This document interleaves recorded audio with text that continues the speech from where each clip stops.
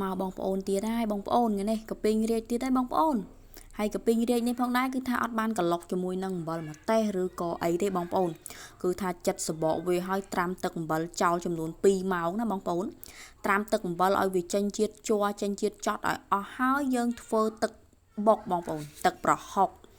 យើងបុកទឹកប្រហុកដាក់ម្ទេសដាក់អណ្ដែកដីដាក់អីអញ្ចឹងបងប្អូនច្បាច់ក្រូចឆ្មាច្បាច់អីមកហើយទៅពេលយើងច្បាច់ហើយអីហើយធ្វើឲ្យអស់យើងស្រង់វាចេញពីទឹកមកបងប្អូនស្រង់ពីទឹកដាក់ក្លាសីឲ្យត្រជាក់ហើយយកមកចាវជាមួយនឹងកាពីងរាជយើងមកអាទឹកប្រហុកដែលយើងបុកហ្នឹងណាបងប្អូន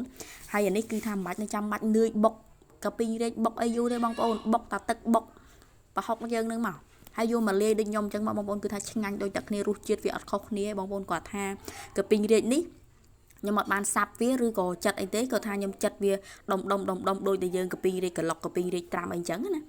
ហើយបន្ទាប់មកខ្ញុំក៏យកមកក្លុកជាមួយនឹងទឹកប្រហុកយើងដែលយើងបុកហ្នឹងណាបងប្អូនគឺថាដាក់ឲ្យត្រជាក់ចឹងមកបងប្អូនជាតិស្លាប់កັບសេរីរីថាបងប្អូនណា